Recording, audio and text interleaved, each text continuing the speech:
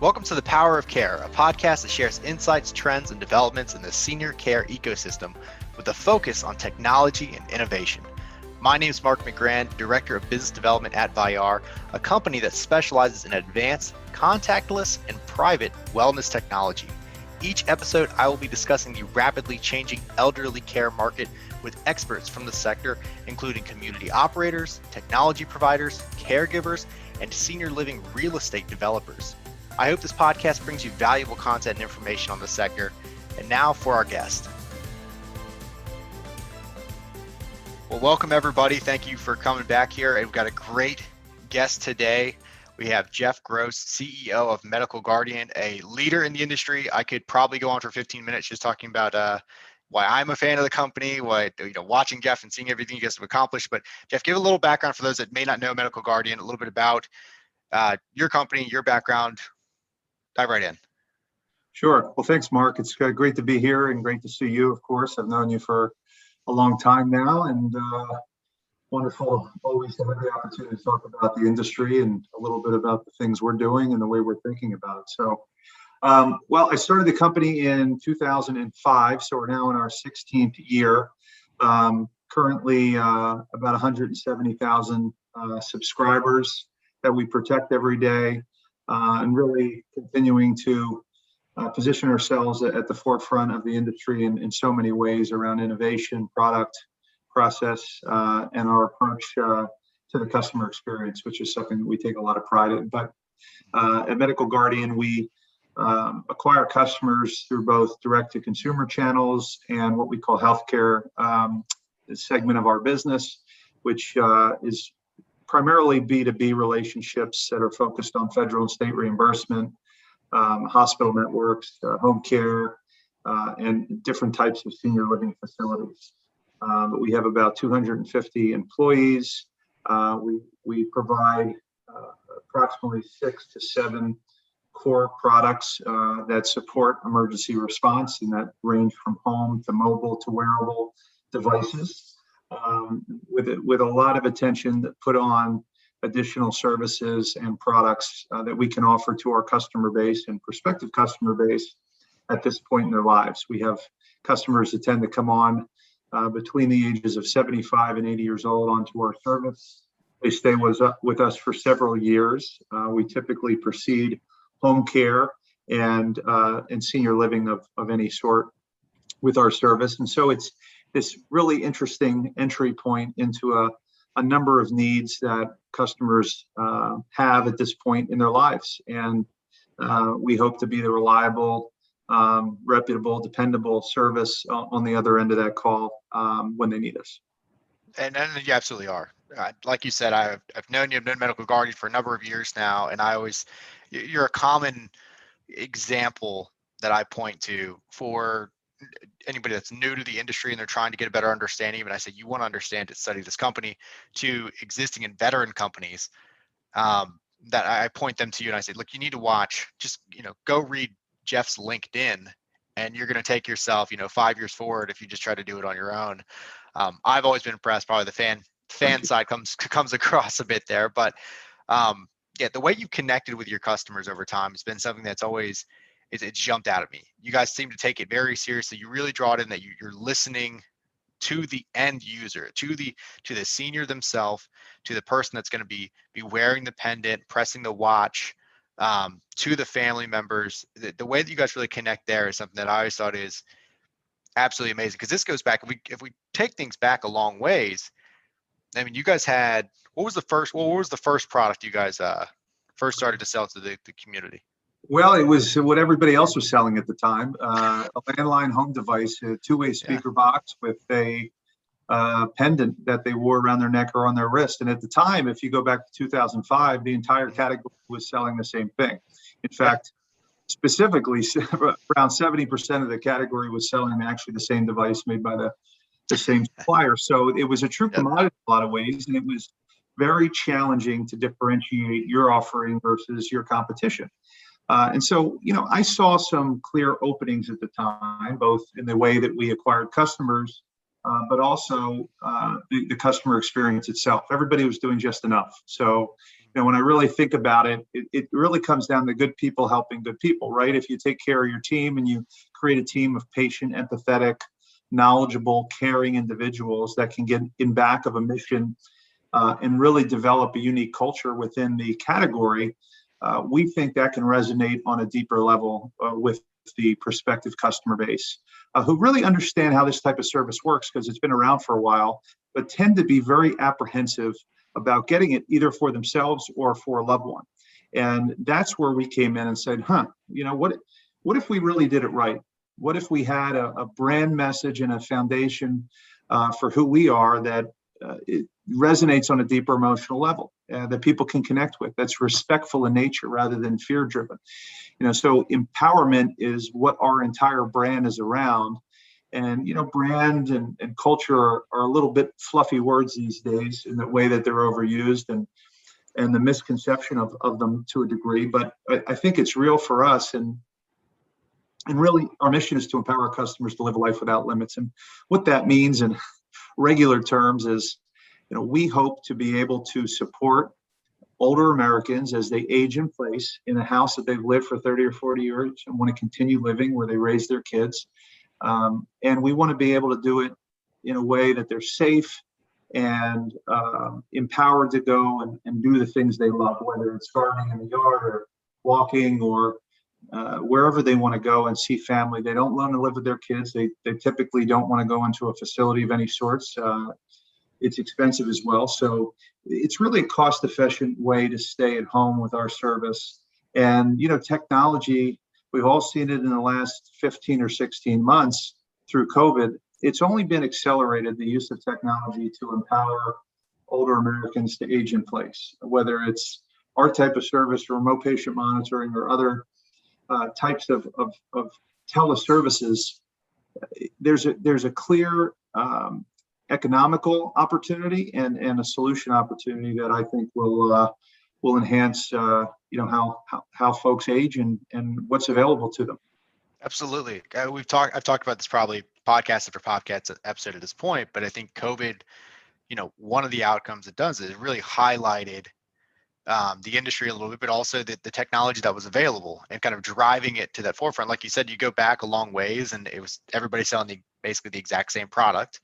And now you guys have taken a lot of huge steps forward by really understanding your customer. I mean, I've been to the offices, I know what you guys do, and there's a lot of work that comes along with that. I think through COVID and highlighting this, you have to stay home now, but we need you to stay safe and we have to absorb more kind of information from you. Are you guys doing more with like data today, trying to take that in and take that to the next level?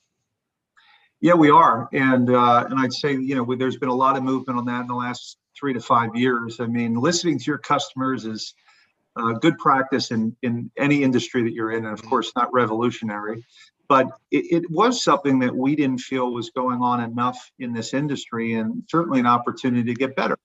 And so we look and collect information from the makeup of a customer and who they are and where they're from and their types of activities that they do, whether they're homebound or they're on the move, and sort of it starts there at its very basic level. And that expands to how they're using our service when they're with us, how often they're pressing the button, the types of needs that they have when they do, whether it's emergency or non-emergency related. We have a customer app that is continuing to be expanded and it's evolving over time and has a lot more opportunity to either update your account or track your activity of a loved one. And so we track engagement there in a number of other ways across our customer base. We do a lot of surveys, typically at least once a quarter, to understand what types of products and services they're looking for, to understand how their experience with us is going, what their needs are, what types of solutions would excite them or be valuable to them, and then try to incorporate that into our roadmap. And we have a pretty comprehensive product and service roadmap. So, big data and everything in around that is, again, like culture, an overused word, but, when used correctly, can provide a lot of opportunity for our business and our customers' experience. And so that's been a true differentiator. And it starts with, talented leaders and certainly a talented tech team. We have not only a CTO now, but a CIO and a whole team under that leadership. And between our business analysts in the organization and a number of different departments that come together, there's a lot to measure and implement. But we always try to understand what we're collecting and how we can improve things based on that. And that's what I think comes down to be so critical, is a lot of times you have companies that start out with the idea of, we're just going to collect data. And they think that's a solution. And collecting data without doing anything with it is like, I know our VP of marketing makes fun of me for saying this, but it's like pouring the ingredients for a cake all over the counter and calling it a cake. You don't have actually anything that you can do something with until you can actually put it together and you can grow and actually use it. And I find that so often in our industry, we have, from the doctors to the case managers, to the caregivers themselves, and to the user, there's a lot of data information that's there, and trying to get that information out and pull it out and actually use it effectively is how you really create that care life cycle, that technology that's going to grow with them. Because I'm sure there's a person that can call a medical guardian today. They can have a 15-minute conversation and say, sure, I'm going to take this, this level right near this one package here. But that package is going to take care of them for a long time. Like, that package is going to be the baseline of where things go, but it doesn't mean that it's not an evolving set of care. That there's not, hey, I might call medical guardian back in 2 years and I might say, hey, can I also have that other piece of the puzzle that you guys just recently introduced, and starting to bring that in?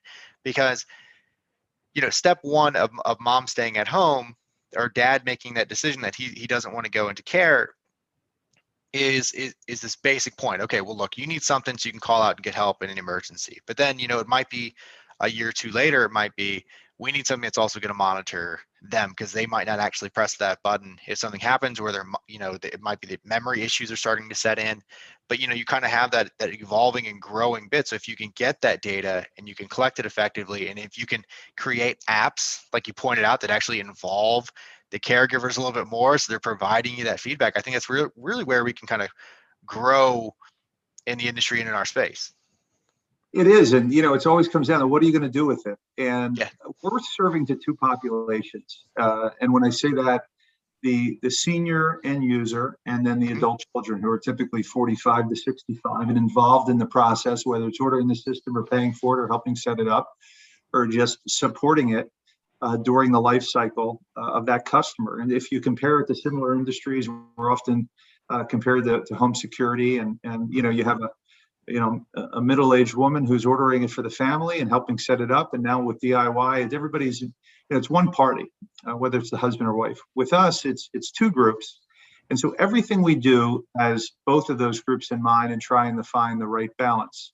So it's, additional value for both segments. And so when you make decisions on a basically a service that is insurance on person, right? If you look at PERS, you're paying for something that you're wearing 99% of the time, and you're not using 99% of the time. Hopefully. So, that's right, hopefully. And in most cases, that is reality, right? How often are you having a fall or medical emergency? But if you need us just once, you want to make sure there's a reliable, dependable company on the other end of that line. And so that's the type of value, and everything that we do around culture and mission, that flows through the organization and touches each team member, is based around those incidents in that emergency, where it can be life or death in many cases. So it's very important that we communicate that through the org, but also that we have tight processes in place. And so, what we're looking for at this point, and I should just say, we also lose a lot of customers because of that. People forget the original intent for why they needed our service, and it's important to re-educate them. Because if you've had our service for a year or 2 years and you've never used it, that's a good thing. But we're not used to paying for things we're not using. So there's a mentality of, maybe I've outgrown this, maybe I don't need it anymore. And of course, quite the opposite. If you live long enough and you wait long enough, bad things happen, unfortunately. It's just a reality. And so we want them to be there. We want to be there for them when that happens. And so the education piece is so important, and the additional service piece is so important. And so right now we have limited number of services on top of just reactional emergency response that we offer to the customer base. But I'd say it's a big focus of ours currently, and certainly going to be more and more in the future, where we're offering the caregivers additional value and insight into the activity that's going on in mom's home, and of course additional value and services that the end user can appreciate on top of just, of course, using the button or the fall detection technology or some of the other components of it in an emergency.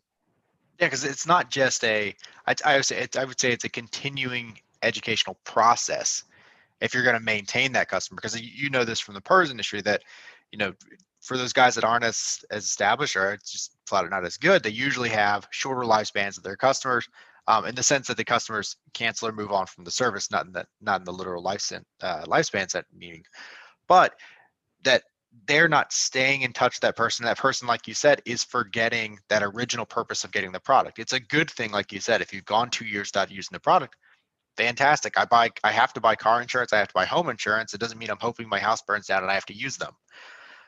You don't want to dive into those things, but it's there for them.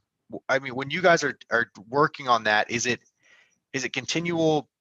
Is it touch points with the user? Is it reaching out to the family members, or do you believe it's kind of built into the process where the family is being connected more through the application, so they're kind of reminding themselves as an ongoing educational process of the value here they have? Well, it's giving them the opportunity to connect with us, and then using a number of different communication means to connect with them and find the right balance of touch points, and educational value that they like and want, and is helpful to them. And that's all about testing. I mean, we've developed recently a scorecard that we send monthly to our customers that shows them activity, button presses, and for devices that have different components of activity and usage of the app and things, to sort of give them an idea of what's going on and the type of value they're getting. If we all use theft protection services like LifeLock, which is what I use, I get my credit score once a month. And that's great for me because how often am I getting my identity stolen? But it's really valuable for me to see my credit score once a month. We're thinking about it in a similar fashion. And that's really valuable to them. And, on top of that, just developing services that give them daily value or weekly value. So do you have trouble?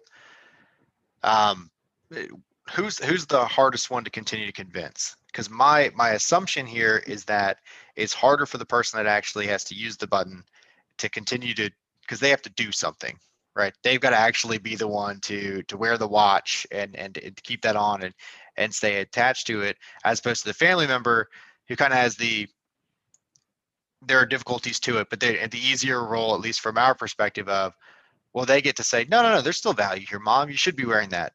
Dad, come on. You know that your knee isn't good, and you walking around, you're going to fall again. You did it last week. Well, it's definitely the end user, and there's a couple of reasons for that. One, there's more things to do now, right? We sell more mobile devices and home devices, and I could expand on that, but you have to charge it. It has fall detection, has GPS. It's not a simple transmitter button with RF to a speaker box like it used to be. So that makes it a little bit more complicated, but certainly an enhanced service than what they had. On top of that, we're fighting a perception that's deep rooted in society that's connected with the type of service we provide, which is, fear-based marketing has been present. People associate wearing a button with the car getting taken away, and they don't want to be that little old lady they saw in the commercial, and they don't look at themselves that way. And so we realized that early on, and we've done a number of things to try to combat that perception, and it's an entire brand foundation messaging campaign. Like I've mentioned, we've used spokespeople and we've innovated on the product side. But ultimately, the goal is to have something for everyone. So if you're 70 or older, you could be in perfect health, nothing bad has happened, you haven't had a fall or medical emergency, but you live alone.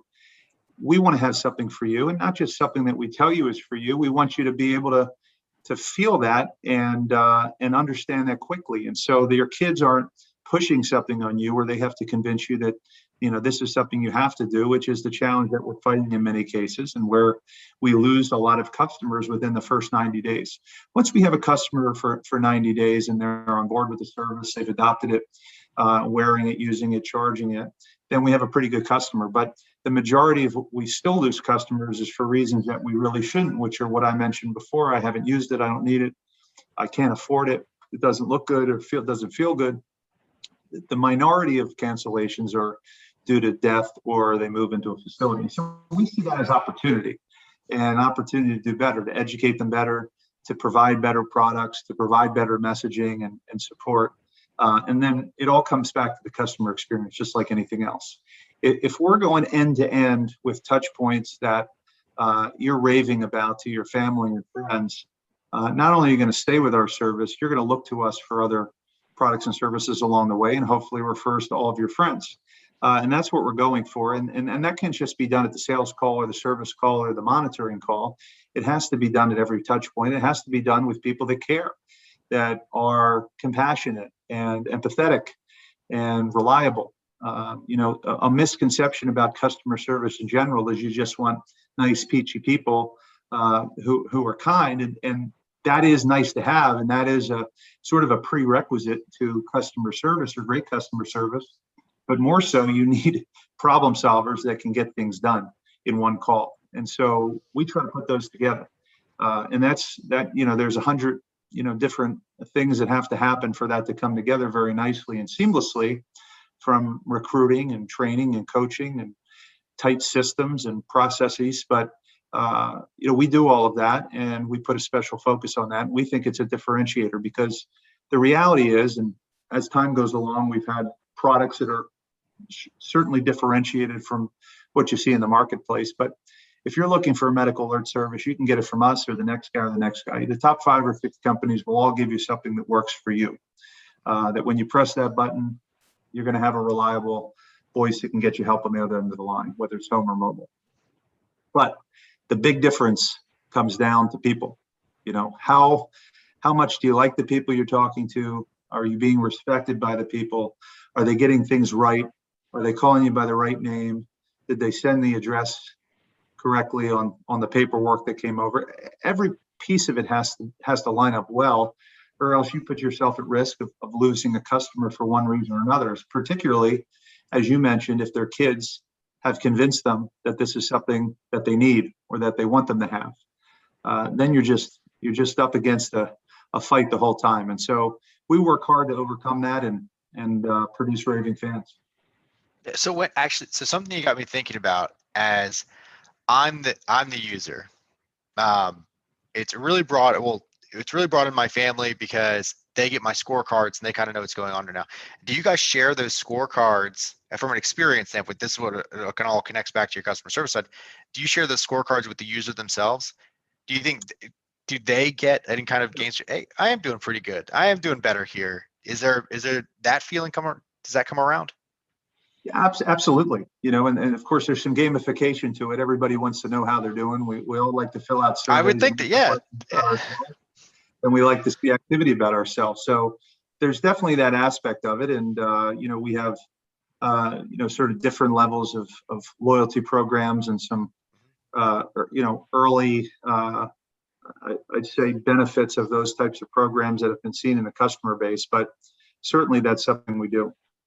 And that probably, okay. So that gives you guys a little bit of also connecting with the user. They get a bit of enjoyment out of the device. I think it's fair to say that you get a chance to look at. I know when I had the Fitbit, when I did, I know there's plenty of people that probably put up 30, 40,000 steps a day. But if I went from 5 one day to 6 the next, then I was, pretty damn happy with myself because, I improved. It was about me. It was me. It was personal. It connected to me. And I imagine it's the same thing for any type of health product, which I think is a mindset that we need to switch over to. We need to have a bit more of a, not always just a safety or a help product, but maybe a little bit more of a health mindset, behind this. And that's probably going to let people connect a little bit more with it. It's going to take away some of that stigma, like you said, of losing the car keys and of losing control here. But if I can start looking at that, this is not taking away the car. I mean, this is enhancing your life. This is empowering exactly you to go out and be safe and take that car ride that you want to take. And that's the Yes. misconception that we're fighting against, and we're working hard to chip away at year over year. And technologies that we introduce or that we roll out, and fall detection technology is a great example of that. We've been selling fall detection for 8 years, and it's got an appeal to it because it is innovative in nature, and it's a magic detection technology that if I fall, I can call out without me having to do anything, and that's all true. It's not perfect. It never has been. It's gotten better and better as we've improved the algorithm based on data that we've collected over the years as far as sensitivity level. But it's something that our user population really enjoys having, particularly if they've been prone to falls. We rolled it out in 2013 in a beta test, and we were lucky enough. This is public now, but a sitting Supreme Court Justice, Ruth Bader Ginsburg, which we couldn't talk about for all the years that she was a customer, she was our 4th fall detection client, and by dumb luck. But it was a pretty neat thing to see what many consider the most important woman in our country be protected by our service, mostly for our team, because we protect average Joes and sitting Supreme Court justices. I mean, that's the range of protection that we're providing each day in that population of customers, which is a pretty neat thing. And the service ranges from your very basic home device to mobile technology and wearable technology with fall detection incorporated in it. And for something like our Freedom Watch, which we rolled out a couple of years ago, when we talk about additional value and data collection and activity, you can do 3 or 4 different things. It's a smartwatch made for a 75 to 90-year-old. It's not for you and me, Mark. It's not an Apple Watch that does 100 things and has a 8-hour battery. This is emergency protection on your wrist at its core, and then value-added services on top of that. So you have a messaging component to you. So in our portal, a caregiver can go and message with mom. And mom can actually speak into the watch and send a voice message back to her son or her daughter or her professional caregiver. We have alerts and reminders that help with doctor's appointments, medication reminders at its basic level, other daily reminders to wake up and so on. And then neat features like weather. In our new version, which is coming out shortly, we'll have heart rate monitoring as well. So you can see the evolution of offerings, which are still pretty basic, but add a lot of value. Yeah, and that's huge. I mean, if you talk about if we kind of went through some of the pillars we've touched on so far, we talk about what are the reasons we start making this decision? Well, we're a little concerned about mom. It's a response. It's okay if there was a fall, if there was an incident, are you able to get help? Well, that's checked by, it sounds like your watch kind of checks that box there. Well, other thing is, she's, dad's there and he's alone right now. Well, boom, your watch is handling that. You got messaging services. We're bringing in that care side of things. You're going to a health level if you're getting to your heart rate monitoring and bringing that into play. And then you're getting into a life model. You're able to connect and do the little things. But I mean, I can tell you right now, asking, what's the weather? That's pretty significant. Now it's opening up outside a little bit further. It's helping you to make plans and move the ball forward. I mean, those are the things that make a life. Longer lives today are not about having a pulse. They're about being able to actually live. So the technology that's going in has to be able to support that in all these different ways. And I think it's fantastic you guys are doing that. And from the data side, that's where we have a phrase that, data is the new doctor. We're saying that a lot now. We're bringing it forward because that's really what it's become. That's what we're highlighting now. So we're looking at, if you're getting the heart rate, if you're getting the activity, you're seeing how this person's moving about. If we can collect this information and we can work with the right platforms to analyze what's going on and work with those doctors to say, hey, we can give you notifications about it and real-time information where the family member gets a simple update. It doesn't need to be, here's my pulse for the day, because, we don't need to break that down. But if I can get a smiley face, I would take that, or a check mark, or a green light, or a yellow light, or a red light, something that's driving me, giving me simple, basic information, but something too that, dad had his freedom. He wears his watch around, he wears his button around, but doesn't wear anything at all. That's our thing. But they have something that's there for them that kind of takes this information in. They don't have to do a ton for it, but it's bringing in those different pillars. It's bringing in the freedom. It's checking on their health. It's connecting them with family. It's overall, it's improving life as a whole. I think that's a huge step forward. At the beginning of this conversation, you have to remember we started out with the same landline button that everybody in the US was selling. That, by the way, it would be foolish to laugh it off completely because that saved thousands of lives. We can't do that. But look how far we've come, and it's you guys almost have 200,000 people that you're protecting today. That's significant. And every single day you're saving a life. I mean, that's huge. And the way that you're doing it, the technology is better and better and better. And like I said, it's no longer about a pulse. It's about how can I actually live my life longer and enjoy my life longer and be more fulfilled. I think that's fantastic.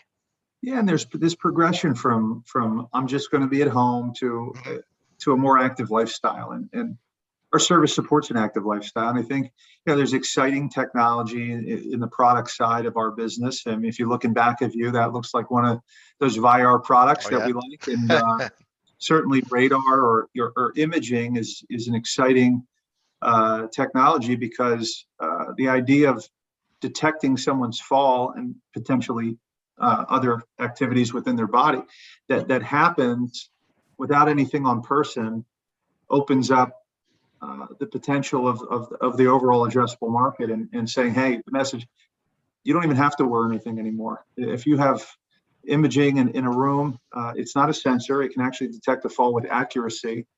And if you look at the home security industry, what Ring has done, right? It started as this sort of cute, you can see when your kids are at home and when the packages get there, and now it's proactive security. I mean, before somebody gets to your doors and your windows, when something's happening. So it's not exactly the same thing, but it does give us an opportunity to expand the market and get more people protected in an industry that, by best estimates, is still only 6 to 7% penetrated, which is exciting, because it's to say that 18 to 19 out of 20 70-plus-year-olds who live alone don't have our service yet. And we still feel, like I mentioned, that the perception of the service and the products that we're offering don't compel them to get something. And so we think the convergence of some of the things we're doing is going to triple and quadruple the size of this market. And we hope to be at the forefront of that.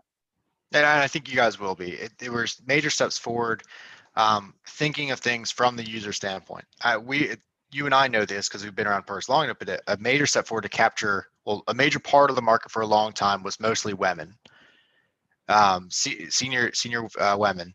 And then adding a watch greatly increased the number of men that are willing to do it. And I think that it was a connection point. It was something that kind of stepped in there. And I think what we did was you were looking at the person's lifestyle and what would they prefer to have. And I think in some cases, it's always going to be that case. You have that person that is more active, they're outside, they want something that goes with them.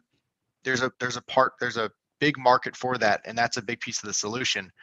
At VIR, we believe we're a part of the solution as well, but maybe in a different person, a person that's at their home, or a person that says, okay, I'm not ready to have something on us, but can we put something in the house I don't have to touch? Yeah, younger person. Yeah, I'm a younger person. I don't need it with me. It's a tough conversation for someone who's 70, certainly. And just like it was a tough conversation for an older man to put something around his neck. Us men, we can be a bit stubborn. Oh, yeah. In our ways. So it's those tough conversations need more support for product and service technology and innovation. So. Well, and it comes down to, having the technology, having the right companies, having, as you said, a customer service team that's, yes, they are kind and they can be bubbly and they can be nice, but kind of most importantly, they're for the problem solvers. There's someone that can have a conversation with someone that's there and they can say, okay, this is what we have and this is what's going to fit your life. And they're going to have a discussion with you instead of just trying to, ram this one solution down your throat, which I think nobody wants that. That's right. The next generation, which is already, of course, that's always a moving target, has different needs on the types of products and solutions that we're offering, the type of service we're providing. Right now, we provide, phone service, of course, to the majority of our customers, both on the sales and service side, but we use chat, we use text messaging, we use email, we're incorporating AI and avatars into what we do every day, because it just makes it more scalable, and it provides better efficiency and better service. And I think the products are going to go in line there too. We all have a smartphone. It's no secret that the next generation of seniors will have a smartphone as our remote control to life, and how our service gets incorporated in that is something that we're very focused on, and thinks we think it is a big opportunity. I mean, some people look at it as a threat. We see it as the potential to provide care for millions and millions of more people than we're able to today as an industry. Absolutely, because with that new technology and more keeps coming along, the expectations have grown. I mean, you got to think, when we get to that age where we're starting to have these things in our home, we're going to be at a point where we've had Alexa around for a long time, giving us whatever we want, at the drop of a hat. We just, say, what's the weather going to be? What's traffic look like? We've got all these things that are automated more and more and more today. That expectation is translating a lot. I can tell you, my own grandparents, they kind of have that in mind, where they get something, they kind of buy it, they say, oh, it does this, because the idea is not that you can use it for this anymore. It's that it does it for you. That's right. It's fall detection started out, and we all know how it goes with our VR products. We showed up to people at first. We said, you don't have to wear anything. It'll see you when you fall. And it took probably 3 months before people started coming to us and saying, that's fantastic. We also now wanted to do this activity monitoring. It's a give a mouse a cookie type of mindset. It will always be the customer. Well, what else can it do on top of that? How do we take it a step further? And that's how we always improve.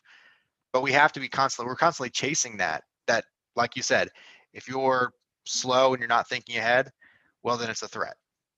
If you're someone that is thinking ahead, you see it as the opportunity that it really is, and you'll be able to connect with more of those people who said, if the market penetration is as low as it is right now, wide roads ahead, very wide roads ahead. And activity and non-activity tracking is particularly exciting to us. In the home, whether it's movement or sleep or eating, or heart rate.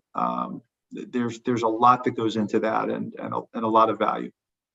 Oh yeah, I've spoken to head nurses who said, if I could sit in a room and watch someone sleep for 4 hours, I could tell you what tomorrow is going to be like.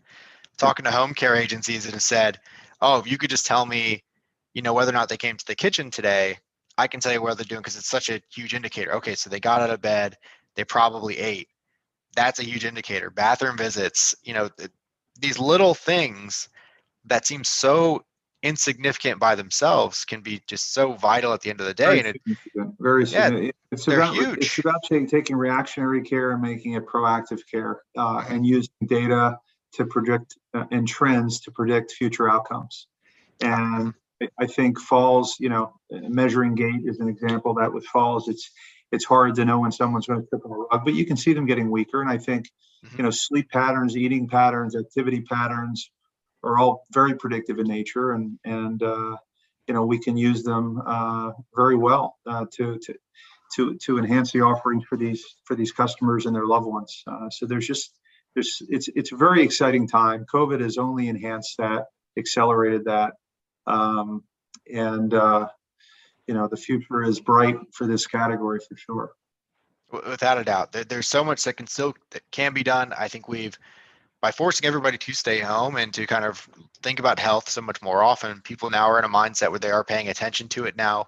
We took huge leap forward with remote patient monitoring. We took huge leaps forward with video calling, connecting with family, realizing the importance of that, especially during a trying time. That I think it's just going to continue on and on from there, where I wouldn't be surprised if 3 years from now, more of your alarms are proactive alarms than they are, reactive.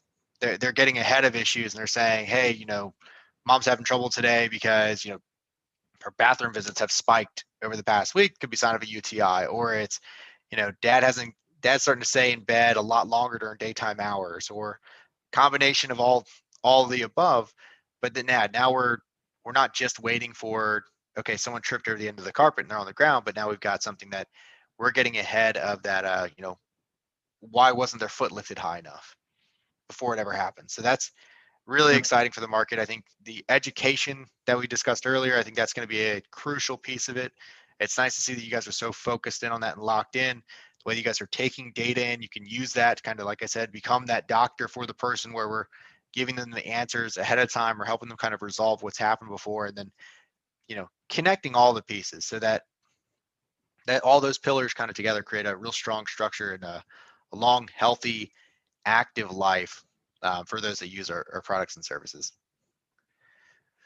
So really, Geoff, well, I've taken a lot of your time today. I really appreciate you jumping on with me here and talking to us with you. I could probably talk about this with you for another 2 hours, but just for time's sake, I just want to thank you for joining here today. Hopefully we get a chance to catch up again soon.